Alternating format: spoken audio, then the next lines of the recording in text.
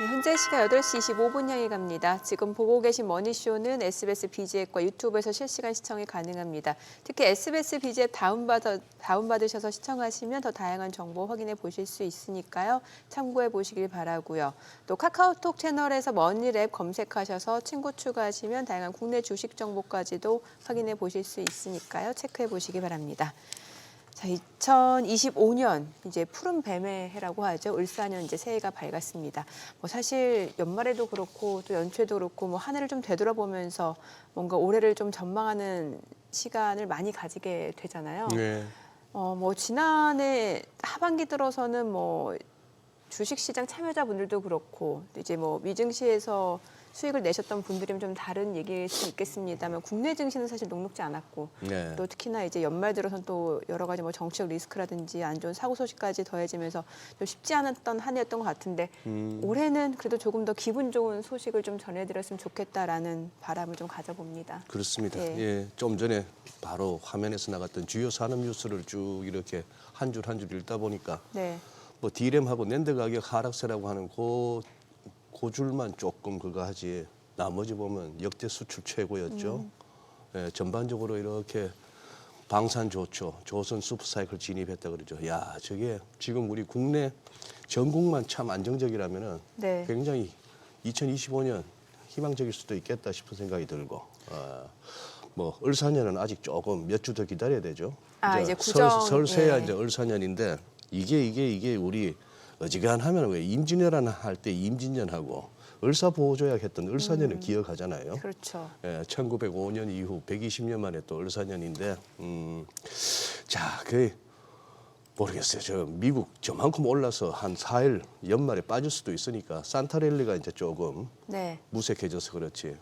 이래저래 이번 주 주초에 이번 주하고 다음 주까지 뉴욕 증시 새해 첫 거래도 이렇게 밀린다면은 네. 진짜 이렇게 전반적으로 한번 또 시장 전망을 다시 또 해봐야 되나 싶은 생각이 들기도 하고. 뭐 산타랠리 말씀 주셨으니까 이제 보통 산타랠리라고 하면은 이제 크리스마스 때 기점으로 한 이제 5거래일 하고 연초 2거래일. 연초 2거래일. 예, 그런데 뭐 S&P 500이 최근에 나흘 연속 하락하긴 했습니다만 그래도 상승률을 놓고 봤을 때는 98년 이후 최고치라고 하니까. 예. 그런데 이제 S&P 500 2.5% 월간으로. 그러니 월봉으로 보면은 이 12월이 S&P 500 2.5%, 다우는 5.27%나 빠졌고, 네. 그야말로 뭐 미국 증시 멱살 잡고 끌어올려왔던 테슬라 같은 경우는 월봉을 보면 조금 윗꼬리가 험악하게 달렸습니다. 네. 그래 이래저래 만만치 않은데 또 뭐 산타 가면은 또 아까 우리 장현재 캐스터가 그랬잖아요. 산타 가면 까치 온다면서요. 산타 랠리, 까치 랠리 무슨 뭐 랠리는 많습니다. 단풍 랠리 무슨 뭐 서머 랠리. 그렇죠. 예, 벚꽃 랠리 뭐 다 있죠 뭐. 있지 않았나 모르겠다. 예. 알겠습니다. 오늘 또 저희 개장이 10시잖아요. 그러니까요. 그러니까 오늘 또 특집으로 저희가 증시 타임을 좀 꾸려봤습니다. 오늘 함께해 주실 두 분 소개하겠습니다. 최석원 전 SK증권 경영고문 그리고 이재규 나도투자자문 본부장 두 분 함께합니다. 어서 오세요. 어서 오십시오. 안녕하세요. 어서 오십시오. 안녕하십니까. 네. 또 새해 첫날 또 이렇게 두 분께서 또 방송을 열어주셔서 고맙습니다. 새해 복 많이 받으시고. 네, 새해 복 많이 받으십시오. 네, 일단 뭐 지난해 마지막 거래일 뉴욕 증시 먼저 좀 여쭤볼게요. 지금 뭐 S&P 500 같은 경우 나흘 연속 하락했고 이제 뭐 산타랠리 기대감이 많이 축소됐다라는 얘기가 나올 법한 게 차익 실현 욕구가 좀 컸던 것 같은데 어떻게 보셨나요?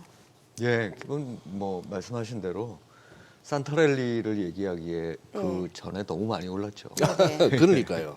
그 사실은 그것도 2년 연속 말입니다. 맞습니다. 네. 그러니까 뭐 증시라는 게그 뭐 여러 가지 요인들에 의해서 또 여러 가지 모습들 항상 보여주지만 그냥 한 발 떨어져서 보면 이 미국 증시는 여러 가지 하여튼 그런 이유들로 인해서 2년간 정말 그 우리가 생각했던 것 이상으로 예. 화랑을 보였고 그 와중에 사실 이 싸냐 비싸냐의 문제는 뭐 다른 부분들도 이제 고려를 해봐야 되겠지만 네. 어쨌든 투자자들 입장에서 봤을 때는 가장 중요한 덕목이거든요. 뭔가 좋아도 비쌀 때 사면은 이게 손해인 거고 어허. 나빠도 쌀 때 사면은 이게 이익으로 돌아올 수 예. 있는 이제 그런 관점에서 보면 미국은 많이 좀 다른 시장들에 비해서는 비싸졌다고 볼 수 있습니다. 그런 거에 대한 어떤 이 기본 투자자들의 올해 연말을 보내면서 경계감이 좀 드러난 거 아닌가 생각이 들고 게다가 그럴 법하게 또 이 증시를 이끌어온 하나의 축이라는 게 경제도 물론 있습니다만 유동성의 힘이라는 것도 있었잖아요. 그런데 이제 연말에 어쨌든 미국의 전체적인 2025년 통화정책 방향이 기존의 기대보다는 좀 약화된 건 사실이고 이제 그런 부분들이 어쨌든 저변에 깔려 있는 상태에서 가고 있기 때문에 밸류에이션 부담이 조금 더 크게 느껴질 수 있다고 생각을 합니다. 그래서 이제 이 부담을 이겨낼 만큼 다시 또 미국 기업에 대한 기대가 살아날 것인지 또는 경제에 대한 전망이 정말 그 지금 미국의 그 연준을 비롯한 많은 경제학자들이 2025년도 굉장히 경제가 좋을 거라고 보는데 네. 그게 이제 정말로 이런 유동성이 줄어들어가는 힘 뭐 이런 것들을 다 이렇게 상쇄할 만큼의 이 영향을 긍정적인 영향을 준다면 다시 이제 상승세로 돌아서겠지만 그렇지 않으면은 조금 쉬어가는 타이밍으로 이제 접어든 상황이 아닌가 이렇게 생각이 듭니다. 네, 뭐 말씀 주신 대로 최근에 좀 뉴욕 증시가 조정을 보이긴 했습니다만 또 그 전에 그만큼 많이 오른 감도 네. 있다라는 말씀 주셨으니까 그래서 많은 투자자분들이 지금 이제 뉴욕 증시가 뭐 S&P 500 같은 게 나오면서 떨어지다 보니까 이게 또 조정의 시작이 아닌가라고 또 걱정하는 분들도 꽤 계시거든요. 뭐 네. 어떻게 보시나요? 뭐 일단 미 증시에 대해서는 여전히 2025년도에도 좋을 것이다라는 분석들이 많이 나오고 있는데 지금 방금 전에 말씀해 주신 네. 것처럼 저도 이제 많이 올랐다라고 일단 생각을 하고 있습니다. 그러니까 연말에도 이제 뭐 S&P 500 같은 경우 뭐 4거래일 연속 하락을 했다라고 하는데 우리가 여기서 생각을 해볼 부분은 어쨌든 2025년도 1월 달에 가장 중요한 이벤트가 트럼프의 취임, 네. 이 취임이라고 우리가 볼 수가 있는 부분이죠. 그래서 당선 이후에 어떻게 보면 미국 시장에 대한 기대감들이 많이 붙어서 생각보다 굉장히 단기간에 많이 올라왔다라고 보고 있습니다.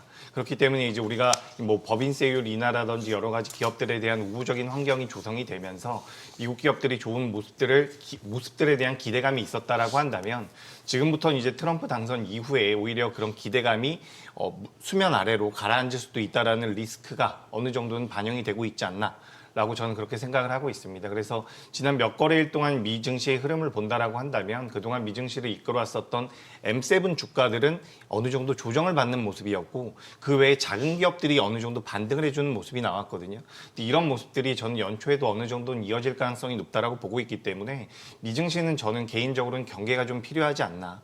그래서 우리가 지금 트럼프 당선 이후에 미 증시 쪽으로 미국 쪽으로 자금이 굉장히 많이 들어갔죠.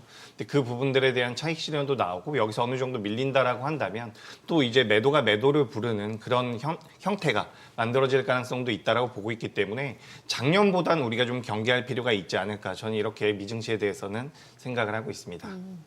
그렇다면은 바로 그냥 우리 국내 증시는요. 미국이 그러면은 작년만큼 잘 못 간다고 가정했을 때 네. 그게 그대로 우리한테 악재로 작용할까요? 아니면은 작년에 미국 갈 때 다른 나라 갈 때 우리는 못 갔던 디커플링이면은 올해도 디커플링 가면 더 좋은 거 아니에요? 걔들 좀 주춤할 때. 네. 가장 좋은 것은 네. 미증시가 크게 밀릴 경우에는 우리나라 시장도 같이 밀릴 가능성이 높습니다. 그렇죠. 하지만 이제 네. 미증시가 어느 정도 조정을 받으면서 조정 구간에 들어가 준다라고 한다면 그때는 우리 시장으로도 자금이 좀 넘어올 수 있지 않을까라는 기대를 하고 있습니다. 이제 환율적인 부분에서 우리 시장으로 자금이 유입되기에는 좀 부담스러운 환경인 건 맞는데 네. 앞서 말씀드렸다시피 굉장히 단기간에 많은 것들이 반영이 됐다라고 저는 생각을 하고 있어요. 예. 그러니까 지금 트럼프가 1기 당시에도 당선이 된 이후에 이 행정명령이라든지 여러 가지 정책적인 공약을 굉장히 단기간에 빠르게 진행을 했었거든요. 그런 부분들 때문에 2기에서도 지금 당선이 된 이후에 트럼프가 진행을 하고자 있었던 여러 가지 뭐 관세 정책이라든지 이민 정책 쪽에 대해서 미국 시장으로 이제 자금이 들어가는 그런 기조가 좀 형성이 됐었다라고 저는 생각을 하고 있습니다. 그런데 그런 부분들에 대해서 이미 반영이 됐다라고 본다면 미증시가 어느 정도 조정을 받는다라고 하더라도 그동안 시장에서 글로벌 시장에서 외면을 받았었던 신흥국이라든지 우리나라 시장 쪽으로는 자금이 좀 유입될 수 있지 않을까 저는 그렇게 생각을 하고 있는 부분이고 네. 사실상 저도 이제 며칠 동안 좀 쉬면서 살펴봤는데 지금 우리나라 시장에 대한 긍정적인 내용은 많지가 않습니다. 하지만 미국 시장에 대해서는 올해에도 뭐 대체적으로 10% 정도는 추가 상승의 가능성이 높다라는 분석들이 나오고 있는데 시장이 또 이렇게 만만하게 분석이 될 가능성은 낮다라고 생각을 그렇죠. 하고 있어요. 예. 그렇다라고 본다면 지금 좋은 내용이 나오지 않고 있는 우리나라 시장 같은 경우도 오히려 좀 매력적으로 다가올 수 있지 않을까라고 생각이 되고요. 또 지금 우리가 2024년도에 전반적인 시장에 대한 수급을 놓고 본다면 예. 삼성전자를 제외한 외국인들의 수급은 대한민국 증시에 대해서 매수 기조입니다. 그러니까 환율이 이만큼 올라왔음에도 불구하고 삼성전자 제외한 국내 증시에는 외국인들의 순매수가 들어왔다라는 것은 네. 그리고 그 연말에도 자금이 빠져나가긴 했지만 우리가 이 환율적인 부분들을 고려해봤을 때 이 정도 수준이라고 한다면 어떻게 보면 외국인들의 매도는 잦아들 가능성이 높다라고 저는 생각을 하고 있습니다. 일단 대한민국 증시의 거래 대금이 많이 줄어들었고 유동성이 부족한 상태이기 때문에 굉장히 탄력적인 반등까지는 어렵다라고 하더라도 2024년도에 이탈했었던 저점대를 다시 한번 깨고 내려갈 가능성은 굉장히 낮다라고 보고 있기 때문에 예. 전 우리나라 증시도 2025년도에는 기회가 좀 있지 않을까라는 의견 드리도록 하겠습니다. 지금 우리 이재규 본부장께서 말씀하신 저기 이제 연장선이긴 합니다만 예. 최 고문님, 우리 작년에 유난히 이제 우리만 소외당했던 우리 증시가요. 예, 그런 상황입니다. 이제 뭐 지나갔으니까 왜 그랬던가를 한번 짚어본다면 그럼 금년에도 우리가 그러면 계속 디커플링 될까? 아니면 금년에 좀 변화가 있을 수 있을까? 한번 예. 가늠할 수 있을 것 같은데요. 네네. 일단 수급 측면이 제일 중요하다고 수급이, 보는데 결국은 이제 주식을 사느냐 안 사느냐의 문제잖아요. 예. 근데 이제 살려는 주체들이 작년에는 많이 팔았던 것 같고 네. 또 뭐 이게 순매수 순매도를 우리가 데이터를 놓고 보면 누군가 사면 누군가는 팔면 그렇죠. 누군가는 사는 네, 거니까 네. 이게 플러스 마이너스 하면 0으로 나타나지만 중요한 거는 강도 아니겠습니까? 네. 강도. 그러니까 결국은 팔려는 쪽은 조금 더 급하게, 그다음 살려는 쪽은 조금 비싸게 살려는 마음은 없는 이런 상황들이 이어졌다고 볼 수 네. 있습니다. 그렇게 본다면 일단 외국인들은 말씀하신 대로 삼성전자에 집중된 매도였다고 보기 때문에 사실 걱정할 바가 그렇게 크지는 않다고 봐요.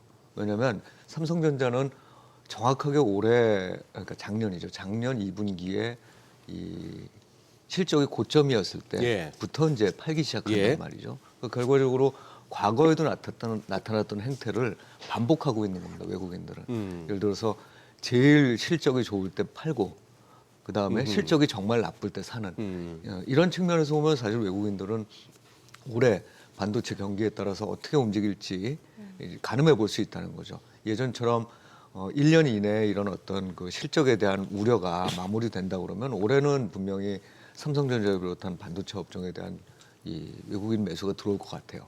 그런데 문제는 그 외국인들이 팔 때 그나마 그 소극적인 매수에 가담했던 국내 투자자들이 예. 이제 이럴 때 같이 매수에 이렇게 가담을 해주는 적극적인 투자자로서 들어올 것이냐에 대한 우려가 좀 남아 있다는 거예요. 왜냐하면 물론 이제 그런 분들도 계시겠지만 작년 한 해 또는 뭐 그 이전부터도 우리나라에서 나타나는 우리나라 투자자들의 대표적인 현상은 기관 투자자나 개인 투자자 관계없이 포트폴리오를 글로벌 시키는 거예요. 글로벌 시키는데 네. 미국이 워낙 좋으니까 미국에 좀 투자를 해야 되겠다는 마인드가 있는 건 당연합니다. 근데 거기에 뭐가 뒤섞여 있냐면 우리나라에 뭔가 좀 문제가 있지 않느냐라는 생각인 거예요. 우리나라 증시에. 그중에 대표적인 게 이게 잠재 성장률이 우리 2000년에서 2010년 사이에도 한번 크게 드라마틱하게 떨어진 적이 있거든요. 이제 그게 떨어질 만큼 내수 경제가 굉장히 안 좋다는 점이 일단 하나 있을 거고 그러다 보니 굉장히 부정적인 시각이 일단 하나 있을 수 있을 것 같아요. 그 다음에 또 하나는 글로벌 스탠다드에 너무 익숙해졌는데 네. 우리나라의 여러 가지 정시 제도적 측면이라든지 아니면 정책적인 측면 또 더 나아가서는 기업들이 일반 주주를 대하는 어떤 태도 이런 것들이 글로벌 스탠다드에 못 미친다고 생각하는 거예요. 그러다 보니까 이런 증시에서 투자를 하느니 다른 쪽으로 좀 이전을 하는 게 더 유리하지 않겠느냐는 예. 생각을 많이 한다는 겁니다. 게다가 뭐 아시겠지만 우리가 한 10년 전부터 이렇게 흘러온 거를 보면 우리나라의 옛날의 경제 모습 중에 가장 핵심적인 게 치열함이었었거든요. 그러니까 기업도 치열하고 각 개인들도 치열하고. 예. 근데 사실 그게 지속될 수는 없었고 예. 문제는 그게 이제 드라마틱하게 조금 바뀌어나가는 과정에서 어찌 보면 이 기업들이 일하는 환경이 예전에 비해서는 좀 이게 자연스럽고 정상적인 거인지는 모르지만 변화되는 과정에서 그런 부분들이 좀 부정적으로 인식되는 환경들도 분명히 조성됐던 것 같다. 그래서 이런 측면들이 아마 올해도 국내 투자자들을 계속 이제 해외로 이전시킬 가능성이 있다는 겁니다. 그래서 수급 측면에서 봤을 때 우리나라 증시가 좀 불리한 상황에 놓여 있는 것 같다. 특히 국내 투자자들의 어떤 의사결정을 봤을 때. 그래서 이런 부분들을 빨리 어떻게 해소할 수 있는 정책적인, 또 지금은 리더십이 부재한 상황이잖아요. 네. 그런 리더십이 빨리 갖춰지면서 이런 거를 좀 불식시킬 수 있는 거시경제적 정책이든 아니면 제도적 정책이든 마련이 되고 그거에 대한 조금 신뢰감들이 쌓여가는 그런 상황이 분명히 올해 우리 증시에 필요하다. 근데 아직까지는 사실 좀 그게 빨리 이루어질까에 대한 좀 우려감이 남아있다 이렇게 생각하고 있습니다. 이 말씀 듣다 보니까 외국인들이 예를 들어 뭐 그동안 2024년에 그렇게 주구장창 팔던 삼성전자나 이런 쪽으로 해서 대장주 쪽으로 매수가 들어오고 지수가 또 이렇게 반등을 가고 하는 와중에 우리 국내 투자자들이 개인 투자자들이 외국인 사주네 그래 좀 오르네 고맙네 하면서 털고 미국으로 가는 대신에 들어오네 조금 기다려볼까 해서 안 팔면 더 좋은 거네요. 네, 네? 그러네. 그만큼 매물 부담이 적으면 더 이제 지수 반등. 저는 신기한 게 지금 작금의 우리나라 상황을 보면은 2022년 그때 그 레고랜드 사태 났을 때 그때가 보면 지수가 2134 뭐 라운드까지 갔고 그때 환율이 1488원 찍고 1444원 찍고 뭐 그랬던 상황인데 환율이야 지금 그때보다 조금 더 올라갔습니다만 지수는 오히려 그때 대비 지금 2,400을 유지하고 있단 말입니다. 느낌상으로는 2022년 그 당시보다 지금 우리나라는 더 황망한 상황인데 정신없어 보이는데 이 시장이 은근히 환율을 보나 지수를 보나 은근히 버티는 그 배경이 뭘까 또 궁금해요. 혹시 고모님 뭐 아이디어가 있으십니까? 뭐 가장 중요한 거는 네. 기업의 이익이 어쨌든 계속 늘어왔다는 거고. 늘어왔다. 네, 그러니까 밸류에이션으로 보면 사실 위기 상황과 비슷한 밸류에이션 지금 수준인 거죠. 네. 그 얘기인즉슨 증시에 이제 여러 투자자들이 있을 텐데 어쨌든 싸기 때문에 들어오고 있는 투자자들도 분명히 있는 거죠. 그런 부분들이 어찌 보면 뭐 좀 좋게 얘기하면 안전판 역할을 할 수 있다고 생각을 합니다. 근데 아까 말씀드렸던 그런 내용들은 결국 이런 안전판을 하는 분들조차도 결국 이 실망감들이 더해질 경우에 이 또 다른 생각들을 할 수 있기 때문에 말씀드린 대로 빠른 속도로 우리가 리더십을 회복을 하고 그 부분에 맞는 어떤 그 정책들, 글로벌 스탠다드에 가까운 정책들, 또 기업들이 굉장히 생각을 많이 해줘야 되는 게 과거에 이제 일본 같은 사례를 보면 일본에서 밸류업과 관련된 프로그램들을 진행할 때 가장 핵심적인 것들이 제가 보기에는 이 자산 중에서 예. 이 저효율 자산들을 정리해 나가는 거를 굉장히 중시했다는 겁니다. 일본 그게 기업들이? 맞습니다. 그러니까 정부가 요구한 것도 결국은 ROE를 올리라는 걸로 이렇게 요약이 되지만 한마디로 표현하면 이게 구조조정 잘 안 하고 저효율 자산을 끌고 안고 가는 체계. 그게 특히나 우리나라 같은 거버넌스에서는 조금 더 이 가능성이 높은 그런 구도잖아요. 근데 이런 부분들을 기업들도 빨리 바꿔나가야 된다. 그래서 그런 부분들에 대한 실망이 올해가 굉장히 중요한데 그런 부분들에 대한 실망이 다시 희망으로 바뀌게 되면 저는 상당히 좋을 거라고 생각을 하고 이런 말씀하셨던 밑을 맞추고 있던 싸다는 인식을 갖고 들어오는 분들조차 실망하지 않게 그런 분들이 실망하지 않게 하고 새롭게 자금을 유입시킬 수 있는 여러 가지 대책들이 마련돼야 되는 그런 것들이 이제 뭐 저도 자신 있게 올해 하반기 정도쯤에는 마련이 돼서 그렇게 될 거다라고 얘기했으면 좋겠습니다만 아직까지는 굉장히 불투명한 상태에 놓여 있다 이렇게 판단을 하고 있습니다. 그렇게 해서 조금만 좀 주가 좀 회복이 되고 좀 오른다 싶으면은 영락없이 또 뭐 어떻게 보면 그 말씀하신 저효율 자산군이라고 할 수 있는 그쪽도 떼가지고 물적 분할하겠다고 상장하겠다 덤비든지 네. 또 어르지 못해가지고 실적은 영업 손실 뭐 지속이고 저게 회사는 맞나 돈이나 버나 싶은데 결국 그러면 또 기존 주주들 인지를 삼아서 유상증자 하겠다고 나오고 이 행태 계속 이어지면은 대한민국 증시 맨날 2천 몇백 타령이고 코스닥 뭐 700, 800 못 가고 그러지 않을까 싶은데 네. 좀 달라지긴 달라져야 되겠습니다, 진짜. 예, 굉장히 중요한 시기라고 네, 봅니다. 예, 네. 올해. 그런 것도 있겠습니다만 저는 또 이제 AI 쪽 얘기도 좀 여쭤보고 싶은 게 사실 지난해 미증시 상승률이 좋았던 뭐 그 이전에 23년도도 되게 좋았고 이제 AI가 시장을 좀 이끌어온 모습이었어요. 근데 반대로 상대적으로 국내 증시는 그 AI 산업과 관련해서 좀 뒤처진 감이 있지 않았나라는 생각이 듭니다. 실제로 뭐 삼성전자 같은 경우는 지금 앞서 저희 산업뉴스도 나왔습니다만 이제 디램 가격 하락. 이게 레거시 반도체 쪽에 아무래도 좀 집중이 되어 있다 보니까 이 AI 관련 반도체 집에서는 조금 뒤처진 감이 있고 그나마 이제 SK하이닉스가 이제 뭐 엔비디아 직접적인 밸류 체인이니까 좀 많이 올랐고 최근에는 좀 조정을 받은 측면이 있는데 사실 이 두 종목이 대장주다 보니까 이 가줘야 시장이 좀 힘을 낼 수 있는 거 아니겠습니까? 네, 맞습니다. 예. 일단 삼성전자 같은 경우는 사실 여러 가지 부정적인 내용들이 계속해서 나오고 있습니다. 지금 뭐 레거시 같은 경우도 네. 가격 하락이 이어질 가능성이 높다. 그러니까 2025년도 하반기가 돼야지 가격 반등 가능성이 계속해서 나오고 있거든요. 뭐 중국 쪽에서 창신 메모리라는 기업이 있는데 창신 반도체 쪽에서 어쨌든 DDR5까지 지금 생산을 해내고 있다는 부분들이 시장에서 부각이 되면서 레거시 쪽에서도 좀 부족하고 그리고 HBM 쪽에서도 부족하다라는 그런 얘기들이 계속해서 나오고 있습니다. 그렇기 때문에 우리가 어떻게 보면 이 반도체 쪽에 대한 공략을 해보거나 우리나라 시장을 좀 이끌어갈 수 있는 반도체 종목을 꼽자라고 한다면 SK하이닉스를 보시는 게 맞을 것 같아요. 근데 우리가 지금 삼성전자 같은 경우도 제가 좀 체크를 해보니까 작년 9월 달 기준으로 했을 때 현금성 자산이 100조가 넘어갑니다. 그렇기 때문에 사실 이 정도까지 주가가 밀렸다라고 한다면 기업의 밸류적인 측면에서는 충분히 하반 경쟁은 나올 수 있다라고 생각을 하고 있거든요. 그리고 추가적으로 우리가 이제 반도체 같은 경우는 이제 레거시 제품들의 경우에는 사이클 산업이라고 이야기를 많이 하죠. 근데 사이클 기준으로 봤을 때 삼성전자가 반도체의 다운 사이클에 들어갔을 때 PBR이 1.2배 수준에서 거래가 됐었거든요.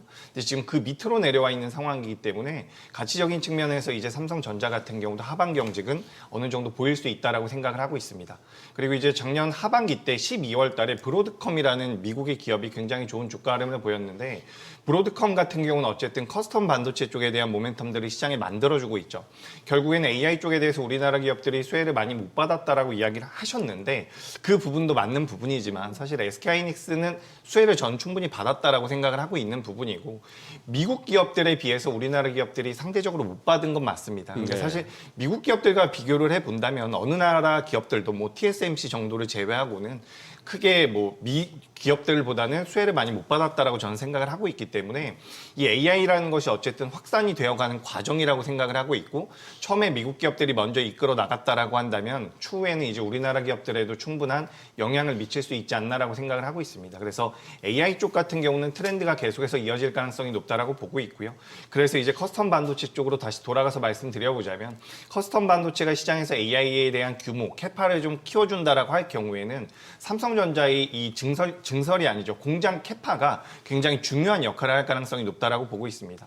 지금 이제 기술력이 좀 부족해서 엔비디아 쪽에 납품을 하지 못하고 있다는 부분들이 있지만 결국에 이제 수요가 계속해서 늘어난다라고 한다면 그에 따른 수요를 맞춰줄 수 있는 기업이 저는 삼성전자가 될 수 있다라고 생각을 하고 있기 때문에 작년까지 그리고 지금도 굉장히 부정적인 내용들이 나오지만 기본적으로 PBR 기준으로 봤을 때 저평가되어 있다라는 부분들 그리고 추가적으로 캐파가 늘어나고 AI 쪽에 대한 수요가 늘어났을 때는 삼성전자도 어느 정도의 수혜는 받지 않을까 저는 그런 부분들로 보고 있기 때문에 삼성전자 같은 경우도 지금부터 낙폭이 과해질 가능성은 낮다라고 보고 있고요. 뭐 SK하이닉스 같은 경우도 앞서 말씀드렸다시피 AI라는 큰 트렌드가 작년에는 하드웨어 쪽, 특히 HBM 쪽으로 자금이 일찍 먼저 들어왔었고 그 다음에는 이제 소프트웨어 쪽으로 자금이 많이 들어갔었는데 결국에는 이 AI에 대한 의구심들이 굉장히 많았죠. 이 AI를 이용해서 과연 부가가치를 만들어낼 수 있는지에 대한 의구심이 많았는데 작년 하반기 이제 빅테크 기업들도 마찬가지고요. AI를 이용해서 수익성이 좋아졌다라는 기사들 그런 기업들의 내용들이 많이 나오고 있기 때문에 AI를 이용해서 이제 매출을 만들어내고 영업이익을 만들어내는 시기가 이제 막 도래했다라고 생각을 하고 있습니다. 그래서 뭐 작년 하반기 때 강세를 보였었던 우리나라 AI 소프트웨어 기업들 같은 경우는 아직까지 매출이 크게 나오는 기업들은 없어요. 사실 미국 기업들과 비교해 봤을 때 상대적으로 우리나라 기업들이 뛰어나다라고 말씀드릴 수가 없지만 주가를 국가라는 것은 어쨌든 성장성과 기대감을 가지고 움직임을 보이기 때문에 전 지금부터도 어떻게 보면 눌림이 나올 경우에는 AI와 관련되어 있는 기업들은 좀 보시는 게 어떨까? 저는 이렇게 생각을 하고 있고요. 뭐 SK하이닉스 마지막으로 정리 드려보자면 우리가 이제 AI 쪽과 직접적으로 연동이 돼서 수혜를 받을 수 있는 종목을 꼽자라고 한다면 네. 대형주 중에서는 SK하이닉스가 맞지 않나. 제가 지난 시간에도 이 AI와 BAI 쪽에 대해서 우리가 구분을 할 필요가 있다라는 말씀을 드렸는데 네. 삼성전자 같은 경우는 추후에 레거시는 아직까지는 좋은 소식이 많이 들리진 않고 있어요. 네. 하지만 캐파 확장에 따라서 삼성전자는 그때 수혜를 받을 수가 있다면 SK하이닉스는 지금도 HBM 쪽에 대한 매출 비중이 계속해서 늘어나고 있는 부분이 있기 때문에 우리가 이제 AI 쪽 그리고 이 AI와 관련되어 있는 HBM 쪽 같은 경우는 SK하이닉스를 보시는 게 맞지 않을까라는 의견 드리도록 하겠습니다. 예.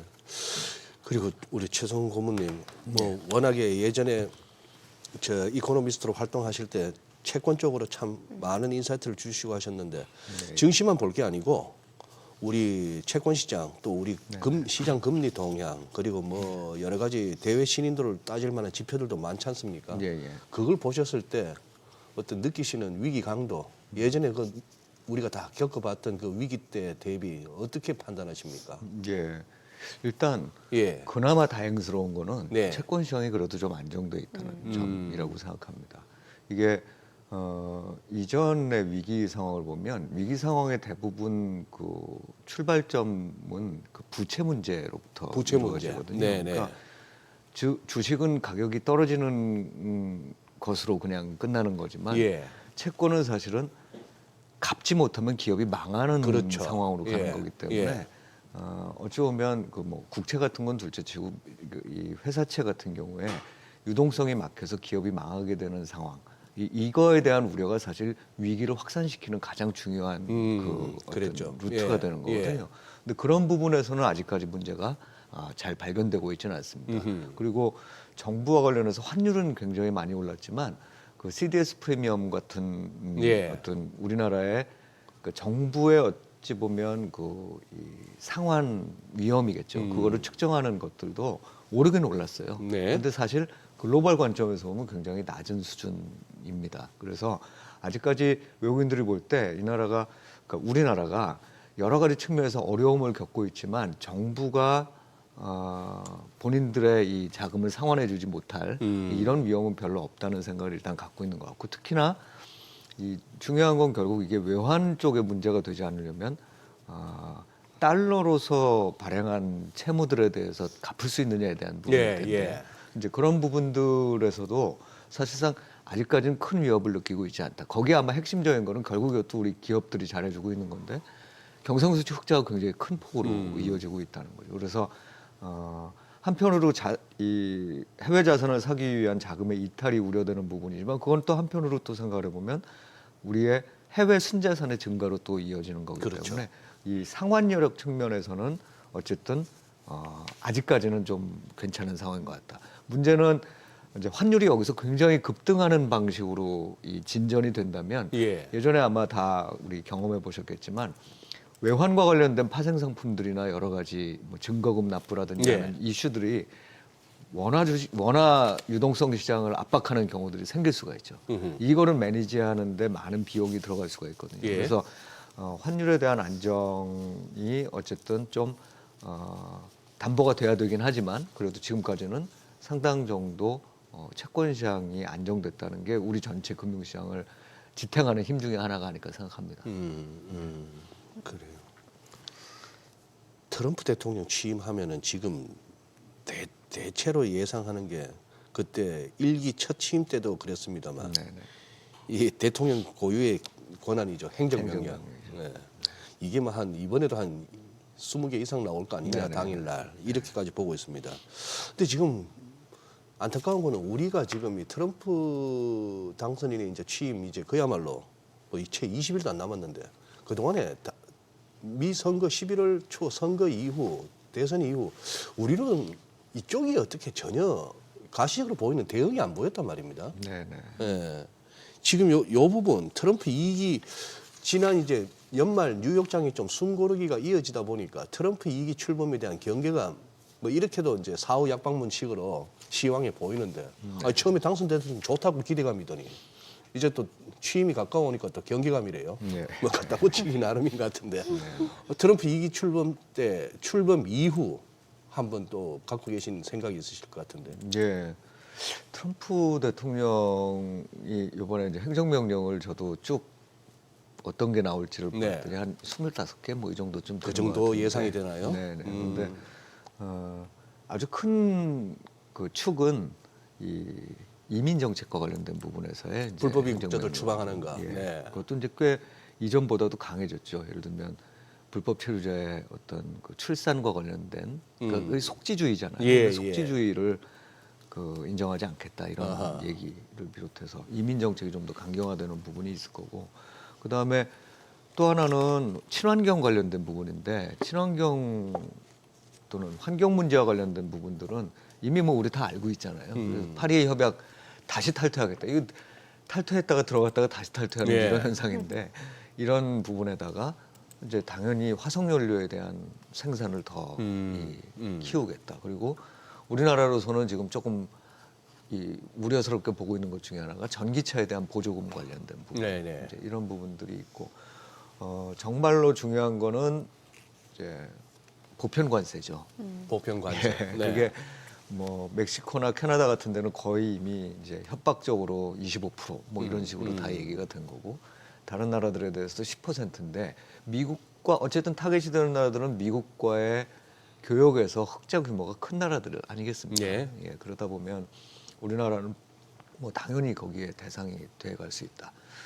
그래서 이에 대한 대응이 기업 측면에서는 당연히 있겠죠. 지금 기업들은 뭐 내년도, 그러니까 올해죠. 올해 사업 계획하면서 이런 변화들에 어떻게 대응해야 될지를 지금 고민들을 많이 했을 거라고 생각을 하고, 아직도 고민 중이라고 봅니다만, 정책 당국 입장에서는 사실 뚜렷한 게 보이지는 않는 네. 상황이에요. 게다가 더 중요한 게 트럼프 대통령의 성격은, 저는 이 관세와 관련된 부분도 보편 관세 얘기를 했지만 보편 관세조차도 국별로 보면은 협상의 대상이 될 수 있을 거라고 생각이 듭니다. 그러니까 일관되게 보여준 게, 협상 테이블에 올려놓고 그 어찌 보면 수장 대 수장의 어떤 그 협상을 통해서 뭔가 일을 처리하려는 경향이 굉장히 강한데, 뭐 아시다시피 아까 리더십 문제도 말씀드렸습니다만, 지금 누가 자신 있게 그런 부분들을 행해 나갈 수 있을 것이냐.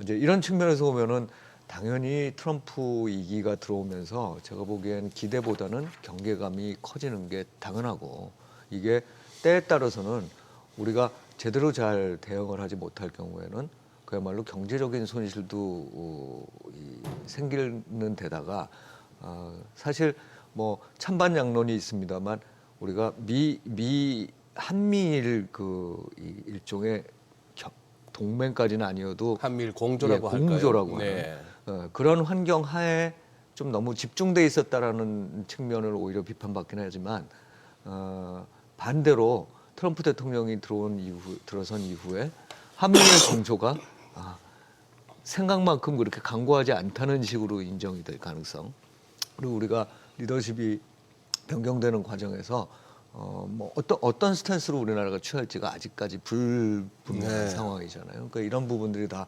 불확실성으로 남아 있어서, 트럼프 대통령 들어온 이후에 우리한테 유리한 소식들이 막 들려올 가능성은 당분간은 좀 없지 않겠느냐, 이런 생각을 갖고 있습니다. 전 달러도 좀 다시 여쭤보고 싶은데, 지금 이제 원래 트럼프 일기 때 같은 경우는 원래 트럼프는 뭐 약달러를 선호한다 이런 얘기 굉장히 많았는데, 네네. 지금 이미 달러 인덱스가 108을 넘어서고 있다 보니까 이제 앞으로 달러 양방이 어떻게 될지도 많은 분들이 궁금해하시는데, 사실 지금 뭐 현 상태에서 더 낮아지기는, 달러 강세 기조가 더 둔화되기는 쉽지 않다라는 얘기도 많이 나오는 것 같아서, 왜냐면은 이제 뭐 네네. 관세도 말씀 주셨으니까, 네. 또 미 연준도 인플레이션 압력이 여전하다 보니까 아무래도 금리 인하 기조가 조금 매파적으로 바뀌었다라는 얘기 많이 나오고, 네. 또 뭐 트럼프 재정 적자 부채 문제도 생각해 본다라고 하면은, 이건 또 여러 가지 고려될 변수들이 많다 보니까 셈법이 좀 복잡해지거든요. 네네. 트럼프 대통령이 강달러를 원하느냐 약달러를 원하느냐는 사실 불분명합니다. 그렇죠. 예, 예. 왜냐하면 그때 다르거든요. 그렇겠죠. 네, 결국은 자신들한테 유리한, 그러니까 미국한테 유리한 방향으로 움직이길 바라는 예. 거고, 지금 현재 상황에서는 그 이 딱히 강달러, 약달러에 대한 어떤 큰 방향성을 보여준 것 같지는 않아요. 네. 단지 통화 정책과 관련해서는 약간의 이제 내부적인 혼란들이 있을 수 있습니다. 왜냐하면 좀 분명한 거는 금리는 낮춰서 가야 된다고. 그래서 금리가 낮게 유지되는 걸 원하기 때문에 그게 결국은 약달러를 원하는 거 아니냐 이런 시각으로 예, 이제 예. 해석되는 경향들이 좀 있는데 이제 그런 부분들을 좀 지속해 나갈 가능성이 있죠.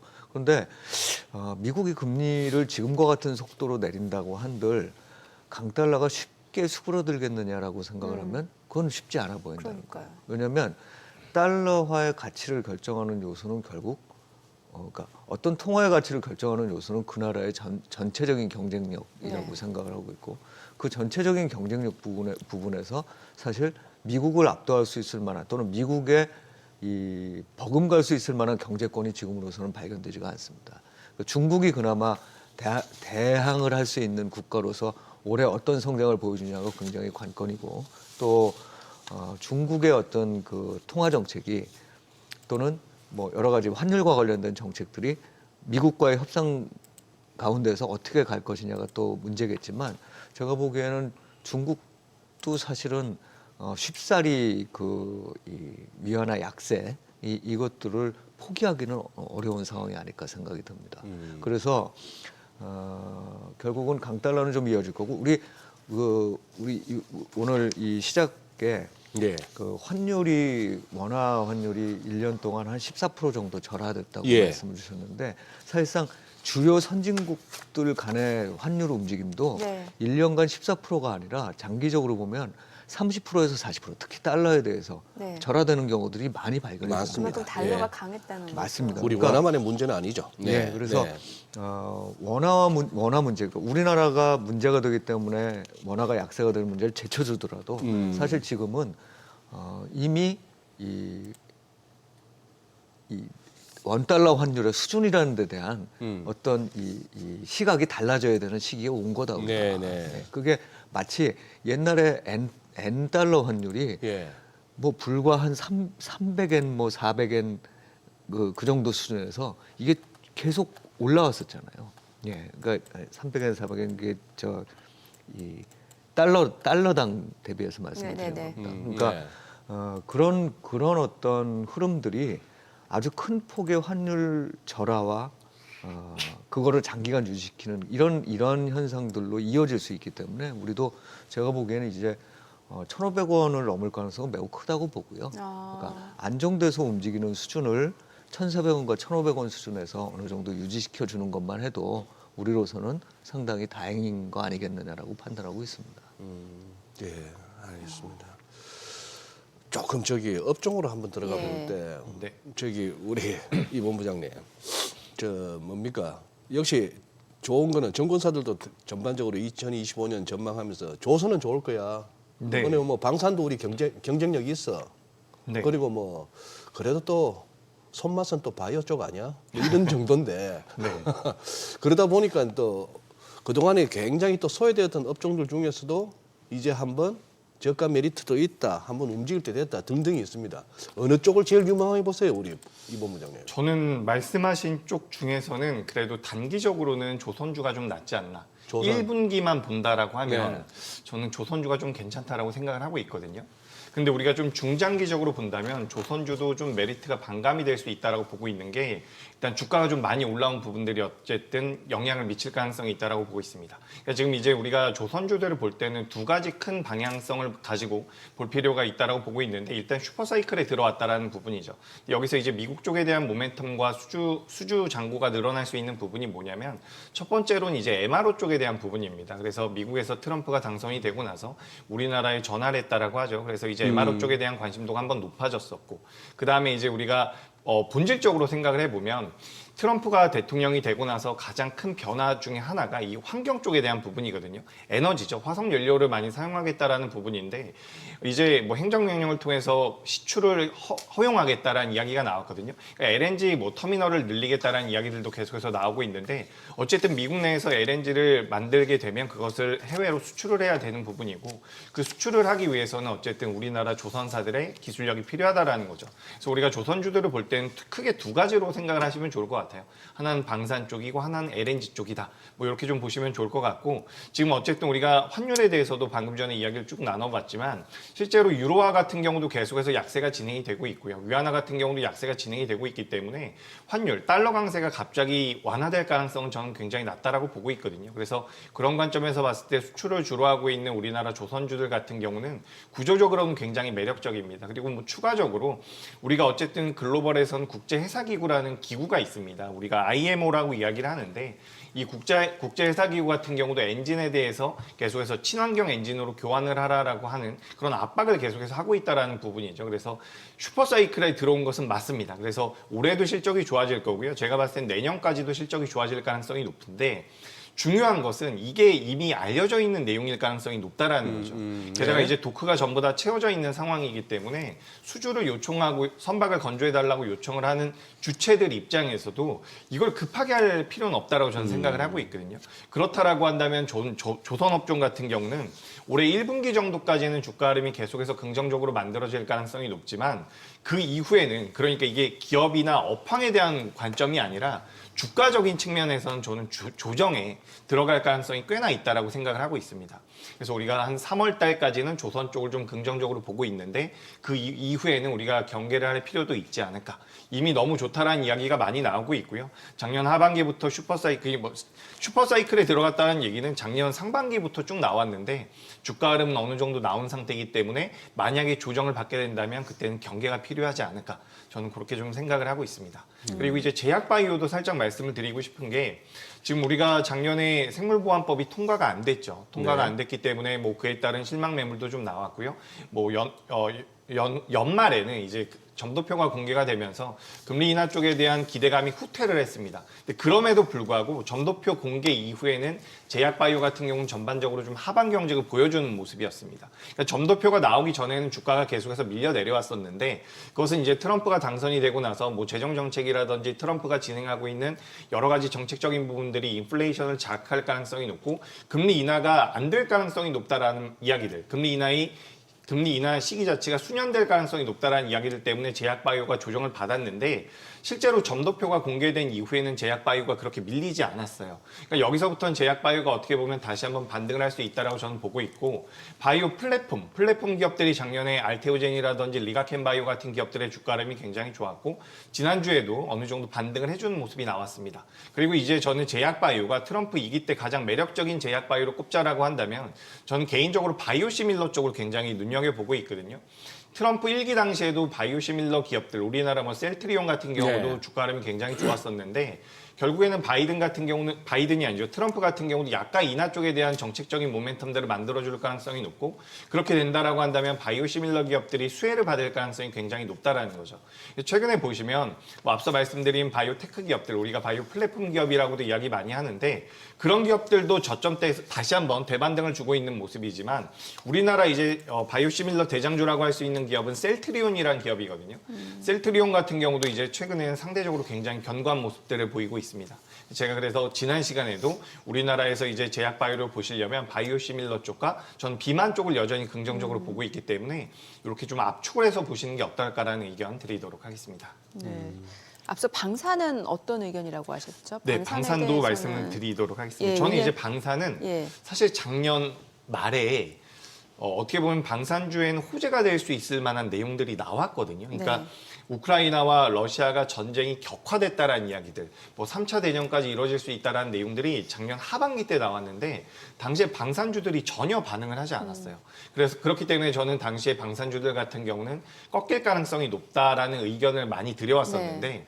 이 정도까지 조정을 받았다라고 한다면 어쨌든 이익적인 측면에서 긍정적으로 수주가 이어지고 있는 우리나라 방산 기업들 같은 경우는 저는 지금 뭐 갑자기 V자 반등을 만든다라고는 말씀드리기가 좀 어려울 것 같습니다. 이건 주가적인 측면이에요. 업황이 좋고 기업이 계속해서 화랑이라는 것과는 별개로 네. 주가적인 측면에서 바로 V자 반등이 나온다라고 보기는 어렵지만 방산주들 같은 경우도 어쨌든 2025년도에 예정이 되어 있는 여러 가지 물량들을 고려해 봤을 때 전 지금부터는 그래도 좀 모아갈 수 있는 구간이 아닐까. 그리고 최근에 보시면 한화 에어로스페이스라든지 LIG 넥스온 같은 기업들의 주가 흐름이 괜찮거든요. 네. 근데 우리가 여기서 생각해 볼 부분은 한화 테슬라 에어로스페이스 같은 경우는 우주항공 쪽도 엮여 있는 부분들이 많이 있죠. 그래서 머스크와 관련돼서 그에 따른 모멘텀을 받을 수 있다라고 보시면 좋을 것 같고요.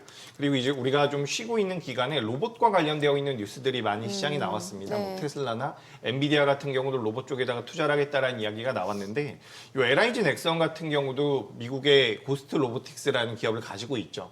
그래서 우리가 지금 방산 기업들을 그냥 온전히 방산 기업으로만 보실 게 아니라 뭐 우주항공이라든지 로봇이라든지 좀 엮여서 추가적인 모멘텀을 가져갈 수 있는 기업들 위주로 보시는 건 어떨까? 저는 이렇게 보고 있기 때문에 방산주 같은 경우는 뭐 V자 반등은 어렵겠지만 종목별 차별화가 이뤄질 가능성이 높고, 연간 기준으로 본다라고 한다면 전 그래도 좀 매력적이지 않나라는 의견 드리겠습니다. 2차 전지 여전히 이제 개인 투자자분들이 좀 포트폴리오에서 비중을 축소하지 못하신 분들도 꽤 있으실 것 같은데, 지금 뭐 전기차 만약 트럼프 이제 2기 행정부 취임했을 때 뭐 여러 가지 내용이 나오겠습니다만, 뭐 전기차 세액 공제를 없앤다라던가, 이게 또 뭐 전기차 어떤 그런 수요 측면에서 영향이 있을 수 있다라고 하면은 국내 증시 쪽에서는 또 2차 전지 업체도 좀 타격이 불가피할 것 같고, 어떨까요? 좀 상승할 수 있는 모멘텀이 있을까요? 네, 일단 상승할 수 있는 모멘텀보다는 예, 더 빠지지 않을 명분이 좀 있지 않나라고 생각을 하고 있는 게, 더 빠질 수도 있다. 더 빠지지 않을 수 있다라고 저는 그러니까 생각을 하고 하방이 있는. 지지될 수 있다. 예, 그렇습니다. 예. 그러니까 주가가 강하게 올라간다라기보다는 좀 멈춰줄 가능성이 있다라고 보고 있는 이유가, 지금 우리가 트럼프에 대해서도 계속해서 이야기를 하고 있고 뭐 환율에 대해서도 이야기를 나눠봤는데, 네. 이런 부분들이 저는 일단 우리 시장에는 굉장히 과할 정도로 선반영이 되어 있다라고 생각을 하고 있습니다. 그렇다라고 한다면 지금 미국에서 트럼프가 취임이 되고 나서 행정명령을 25개 정도 내놓는다라고 하는데, 그에 따라서 뭐 어느 정도의 변동성은 있겠죠. 하지만 우리나라 시장이 저는 충분히 반영이 됐다라고 보고 있는 관점이기 때문에 여기서 2차 전지 같은 경우도 저는 추가 하락보다는 반대인 가능성이 높다. 다만 규모가 굉장히 작은 기업들은 보시지 않는 게 좋을 것 같아요. 아직까지는 셀업체 위주로 좀 보시는 게 좋을 것 같고, 네네. 제가 지난 시간에도 이런 말씀 드렸던 것 같은데, 중국에 있는 셀업체들과 소재 기업들 같은 경우는 작년 3분기와 4분기 때 주가가 올랐습니다. 네. 그러니까 우리나라 기업들이 너무 안 좋았다라는 거죠. 그래서 이런 부분들을 고려해 본다라고 한다면 대형주 위주로는 전 지금도 접근이 가능하지 않을까라고 생각을 하고 있어요. 우리가 어쨌든 시장에서 부각이 되고 있는 내용들, 관심이 많은 내용들에 대해서 이야기를 나누다 보니 사실 좋은 기업들에 대해서 이야기를 하는 경우가 굉장히 많죠. 하지만 실제로 주식 투자를 하고 있는 분들이나 투자자분들의 입장에서는 안 좋은 내용들이 많이 나오는 기업들이, 오히려 기업들이라기보다는 업황들이 어떻게 보면 업황 바닥일 가능성이 전 높다라고 생각을 하고 있거든요. 그러니까 너무 고점대에 있는 종목군들 같은 경우, 뭐 예를 들어서 주가가 많이 올라온 상황에서 증설을 한다는 내용 같은 경우는 오히려 악재가 될 가능성이 전 있다라고 생각을 하고 있고요. 주가가 많이 빠져 있는 상황에서 뭐 공장 가동률이 좀 떨어지고 있다라는 내용들 같은 경우는 오히려 주식 투자자의 입장에서는 매수의 기회도 전 될 수 있다라고 보고 있거든요. 그래서 2차 전지 같은 경우는 일단 셀업체 위주로 보시는 게 좋을 것 같고요. 그 중에서는 LG 에너지 솔루션이 가장 탄탄하지 않나. 뭐 4680 배터리에 대한 모멘텀도 있고요. 뭐 테슬라가 중국에서 메가팩을 운영한다라고 이야기가 되고 있죠. 그에 따른다면 우리가 이제 ESS 쪽에 대한 모멘텀 같은 경우도 셀업체 같은 경우는 받아갈 가능성이 있다라고 보고 있기 때문에 네. 부정적인 내용들 너무 많이 나와서 좀 힘들지만 그래도 2차 전지 지금은 좀 보실 때도 되지 않았나라는 의견 드리겠습니다. 네. 최고문님, 예. 지금 혹시나 싶어서 CNBC 들어갔더니만 네. 톱 기사가 오스트레일리아 그 호주 증시가 상승 출발했다. 이걸 갖다가 그러면서 이제 그러니 미국장이 그렇게 이제 부진했는데도 불구하고 네. 아시아에서 처음 이렇게 시간대로 봤을 때 그 먼저 여는 호주장이 이제 강하게 출발했다. 이걸 갖다 이제 높이 샀다고 볼 수 있는데 예.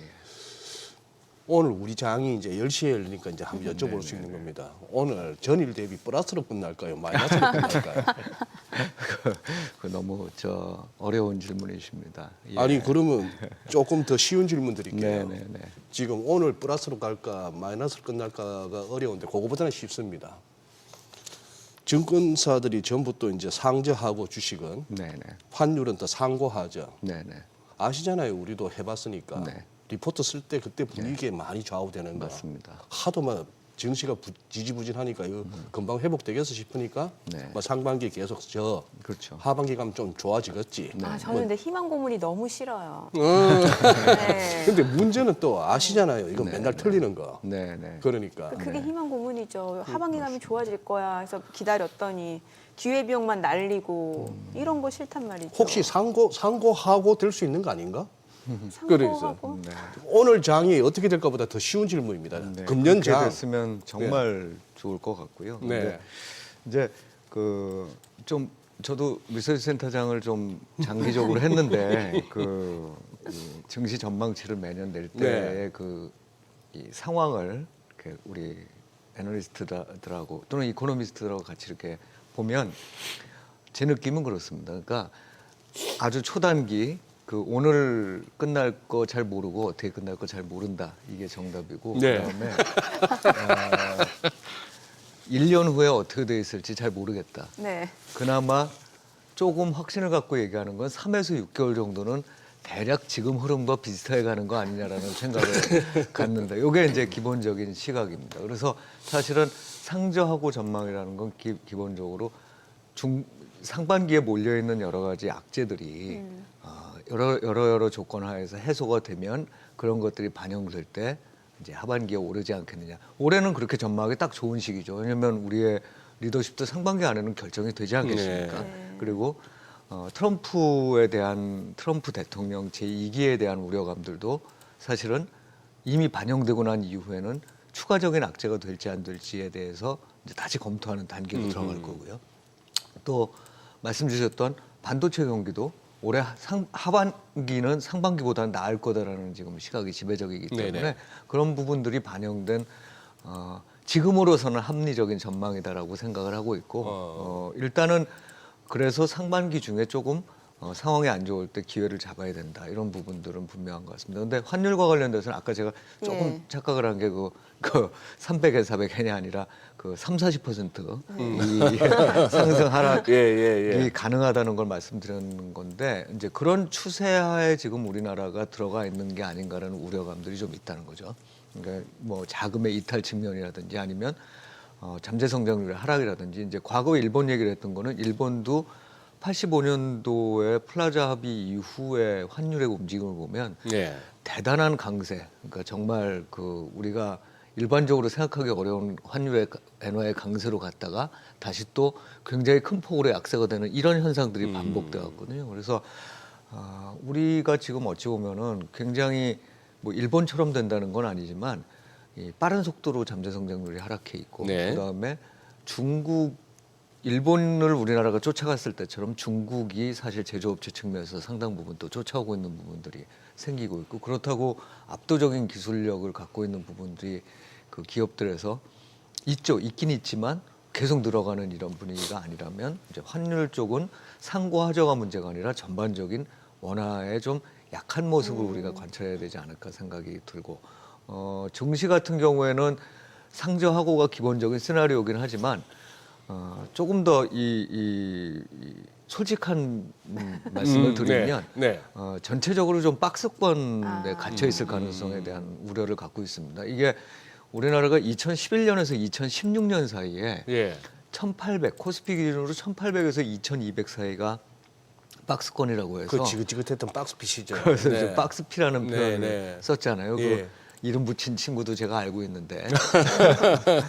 근데 그런 그 상황에 놓여 있을 때를 보면 그 2000년에서 2010년대가 딱 뭐였냐면 중국이 부상을 하면서 우리나라의 그 조선업종, 중공업종 또 화학업종 이런 데들이 확 가격이 떨어지기 시작하는 그러죠. 말하자면 네, 산업 네. 경쟁력이 좀 이렇게 변해가는 과정이었고 잠재 성장률이 3% 중반 2000년 처음 시작할 때는 4% 넘었었어요. 네. 그게 2000년에서 2010년 가는 도중에 2% 중반까지 뚝 떨어집니다. 아하. 그러니까 굉장히 빠른 속도로 한 차례 이렇게 떨어지는 현상이 나타났고 정치적으로도 아시다시피 2016년에 그 탄핵이 탄핵이 있었습니다만 있었죠. 그 직전 몇 년간 사실은 굉장히 불확실성이 큰 정치 환경에 놓여 있었다. 그래서 이런 부분들이 물론 이번에는 그렇게까지 길게 이어지진 않을 수 있지만 올 한해는 그런 것들을 이렇게 잘 우리가 극복해 나가면서 가야 되는 시기고 그렇기 때문에 증시가 이게 쭉쭉 올라줬으면 참 좋겠습니다만 그것보다는 좀 이렇게 올랐다가 내렸다 하는 박스권 안에 있을 가능성이 좀 높아 보이는. 네. 물론 이제 그 중에도 업종별로는 말씀하셨던 여러 가지 수혜와 또는 또 상대적으로 안 좋은 평가를 받는 데들이 나눠지겠지만 전체적인 시장 자체를 놓고 본다면 그런 어떤 박스권 움직임을 보일 가능성이 높은 거 아닌가 생각을 하고 있습니다. 네. 어떻게 보세요?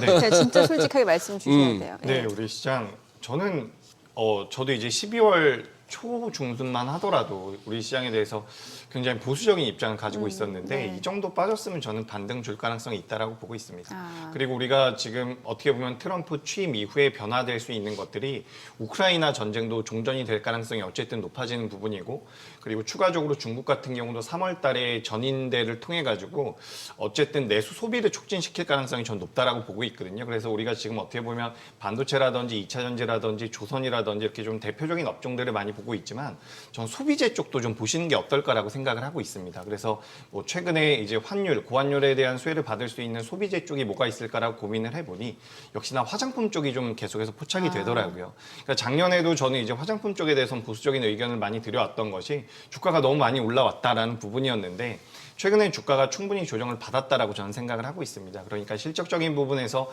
계속해서 우상향을 만들어가고 있는 과정에서 주가가 빠졌기 때문에 우리가 이제 PER 기준으로도 과거 대비해서 좀씩 저평가되고 있는 부분들이 있거든요. 그래서 우리가 우리나라 증시 같은 경우도 저는 반등의 가능성이 높다라고 보고 있는데 제가 뭐 2025년도에 대한 뭐 상반기 쪽에 대한 투자 아이디어를 개인적으로 드려본다면 저는 뭐 환율, 고환율에 대한 수혜도 받을 수 있고 소비 촉진에 대한 기대감도 있을 수 있는 화장품 쪽을 좀 보시는 게 어떨까? 저는 그렇게 생각을 하고 있기 때문에 우리 시청자분들께서도 좀 참고해 보시면 어떨까라는 의견 드리겠습니다. 네, 오늘 내용 잘 들었습니다. 고맙습니다. 네, 고맙습니다. 네, 고맙습니다. 네, 오늘 들으신 내용과 관련해서 더 다양한 정보 원하시는 분들은 카카오톡 채널에서 머니랩 검색하셔서 친구 추가하시기 바랍니다.